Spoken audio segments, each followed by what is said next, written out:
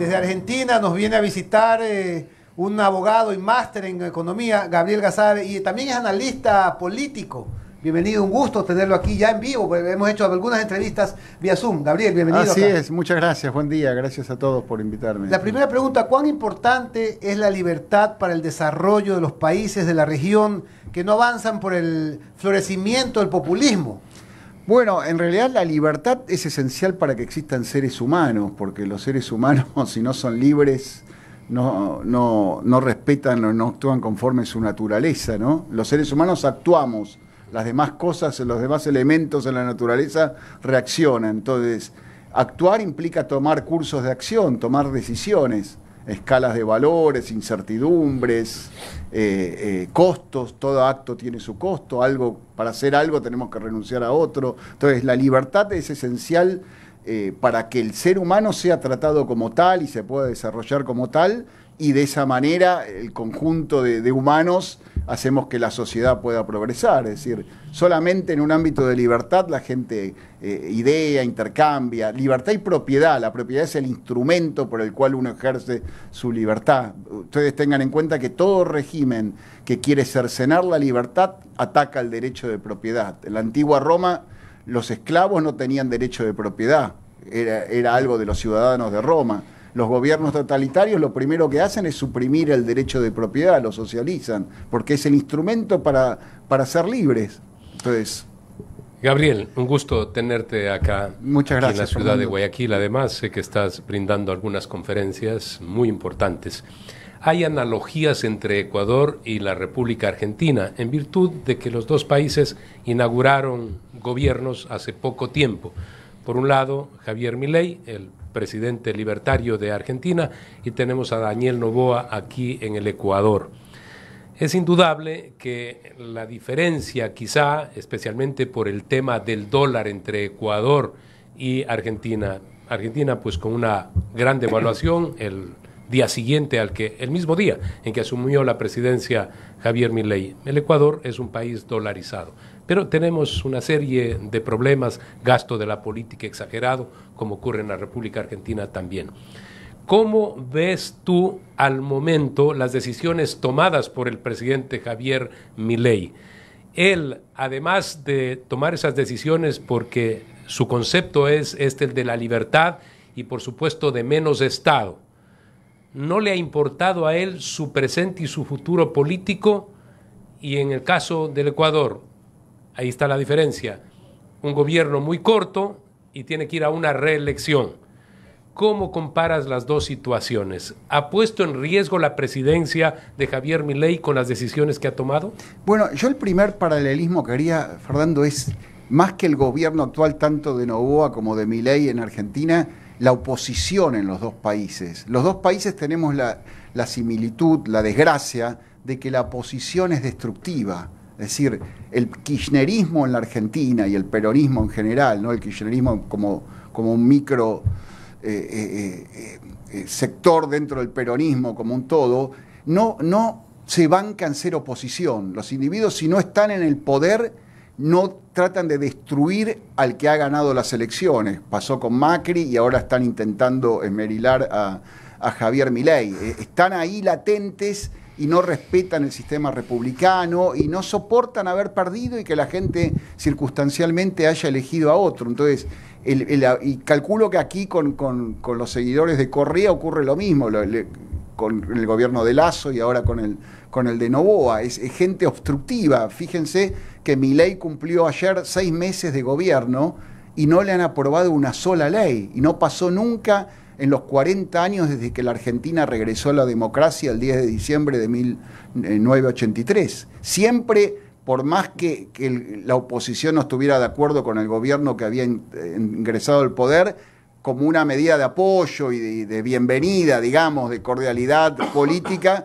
aprobaban su primer paquete de medidas y bueno, que después si resultaba bien o no, pero le daban esa chance de aplicar su programa. En este caso Milei ganó diciendo lo que iba a hacer. Digamos, él no ha mentido. Él dijo, voy a achicar el Estado, voy a agarrar una motosierra y voy a recortar el gasto público, voy a achicar ministerios, redujo el número de ministerios, voy a terminar con el déficit fiscal. Él lo prometía en la campaña, asumió diciendo no hay plata. Entonces, no es que mintió y ahora presenta un proyecto de ley totalmente disparatado o incongruente con lo que él venía proponiendo. Y sin embargo, hoy, esta mañana, se está discutiendo en Buenos Aires si se lo va a aprobar el Senado o no, y después va a retornar a la Cámara de Diputados. Un proyecto, Fernando y amigos, que era una ley ómnibus y ahora quedó un Uber, digamos. O sea, quedado, la ley base. Claro, la han serruchado. La motosierra se la han metido a la ley y la han ido reduciendo enormemente. Proponía desregular la economía, eliminar trámites, reparticiones, reducir impuestos, modificar otros impuestos. Gabriel. Solamente brevemente, sí, la diferencia sería que en el caso del presidente Daniel Noboa, en estos 6 meses pudo aprobar 5 leyes muy importantes, y una de ellas, además, pues incrementar los impuestos, cosa que en el pasado se decía, no vamos a incrementar, bueno, el IVA al 15%. Entonces hay diferencias en esa parte. No, y además el dólar es la diferencia. Claro. Yo soy un partidario de la dolarización, hice un evento antes que asumiera Milei, proponiendo la dolarización. Es el escudo que ustedes han tenido para no ser Venezuela. Exactamente. Y para que no se les diluya el poder adquisitivo. A eso iba mi pregunta. El presidente Milei llega hablando mucho de dolarizar al país, pero cuando ya tiene que encarar el proceso electoral, sus compañeros, los que iban con él, le dijeron no cabe la dolarización. Ya no habla mucho de aquello, pero da la impresión de que en la intermedia, luego de las elecciones,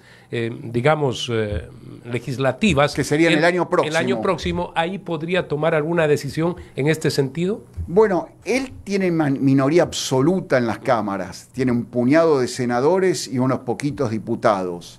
El año que viene, si su popularidad sigue en alza o se mantiene por lo menos como estos niveles, él espera que haya una lluvia de votos para su partido y poder tener mayor cantidad de parlamentarios y poder facilitarle de esa manera la sanción de leyes y el pase de legislación que él proponga. No dijo específicamente que espera para eso, para la dolarización. Nosotros en Argentina, desde la época de los kirchneristas, tenemos lo que se llama el cepo cambiario. Se restringe la posibilidad de que los ciudadanos comunes accedan a dólares, al dólar, al tipo de cambio oficial. Hay varios tipos de cambios según las circunstancias. Es una locura la Argentina, no hay precios relativos. Es una cosa que ha estado comprimida artificialmente durante 20 años y que es como una olla que en algún momento hay que abrirla, hay que destapar esa olla. Y el cepo cambiario es algo que Milei está tratando de analizar para destrabarlo en algún momento, tratando de que el Banco Central aumente las reservas para que no haya riesgo de una corrida, etcétera. Y en ese momento tal vez vuelve a hablar de la dolarización. Por ahora, la dolarización fue suplantada por el argumento de que vamos a tener una competencia de monedas. Es como que el peso va a seguir existiendo y va a coexistir el dólar, que se va a poder utilizar libremente para todas las transacciones, pero el peso no está en condiciones de competir, es como si yo competiese con Nadal jugando al tenis, ni de flotar libremente contra el dólar, porque es una piedra que se hunde el peso, no puede flotar contra nada. Sería ideal que a la gente le sacaran el peso o el peso de encima y la dolarizaran, pero el problema que yo veo en la Argentina, que siempre, la experiencia argentina es como la vida de nosotros. Cuando uno está muy enfermo, a veces está dispuesto hasta ir a un hechicero para que nos cure, porque ya consultamos todos los médicos y vamos a ver que probamos cualquier cosa. Cuando en una sociedad la crisis es muy grande, la gente está, tendiente a aceptar medidas extremas, como sería la dolarización. si la cosa se estabiliza y Milei baja la inflación y el peso recobra un poco de poder adquisitivo y aumenta la demanda de dinero, yo me temo que el grueso de la gente va a decir, y viejo, ¿para qué vamos a dolarizar? Mirá, el peso ya está funcionando bien, ¿para qué vamos a pasar a una moneda extranjera, a perder soberanía, etcétera? Entonces, esas medidas hay que tomarlas cuando hay una grave crisis y la gente está dispuesta a aceptar ese cambio. Me temo que si la cosa se estabiliza, como digo, va a ser mucho más difícil, a menos que haya una crisis fenomenal y la gente lo acepte fácilmente, ¿no? Pero el dolarizar la economía, el Banco Central Argentino ha demostrado que no está en condiciones de ofrecer el servicio de la moneda. La moneda es un servicio para eludir el trueque, eso fue históricamente la moneda. Y la Argentina no ha fracasado desde 1935 que se creó el Banco Central, hemos tenido 13 signos monetarios, 5 signos monetarios distintos a los que se le fueron quitando con el tiempo 13 ceros. Es un 1 seguido de 13 ceros. Lo que se ha ido cambiando cada vez que cambiaba un nuevo signo monetario. Entonces, esa es la situación hoy día. Es decir, hasta ahora lo que ha hecho Javier Milei es un poco cambiar la mentalidad de la gente. Es decir, la gente ha tomado conciencia de lo que es el gasto público, de lo que es lo que él llama la casta política, gente enraizada en el poder durante décadas. El Estado argentino ha sido un barco pirata que van habiendo abordajes según los piratas del momento en cada elección y se van agrupando la gente, es decir, se van formando capas de piratas a bordo, cada gobierno va tirando más gente y eso es insostenible. Llegó un momento en que es insostenible, salvo que se siga imprimiendo dinero y generando inflación. Y la gente más humilde ha apoyado a Milei porque se da cuenta que la gente más humilde no puede comprar $1 con lo que le sobra porque no le sobra nada. Es decir, todo lo que recibe se le derrite como hielo en la azotea una tarde de sol en Guayaquil. La gente más humilde ve que si bien hay una asistencia del Estado a través de los planes sociales que han existido en los últimos 20 años, la inflación le va carcomiendo esos planes sociales. Entonces se dan cuenta que hay algo raro, que tal vez no lo entienden porque no son economistas, no tienen por qué comprender el fenómeno de la inflación fehacientemente, pero se han dado cuenta que la cosa ya no les funciona a ellos tampoco, porque hay infinidad de personas que viven 3 generaciones sin trabajar. Desgraciadamente hay niños que han visto que su padre estaba sentado en camiseta en la puerta de la casa tomando mate, y el abuelo también, y él tampoco estudia y viven de planes sociales, pero esa gente se ha dado cuenta que eso ya no rinde, no funciona porque la inflación se los carcome. Entonces, esa gente ha votado por Milei y lo apoya.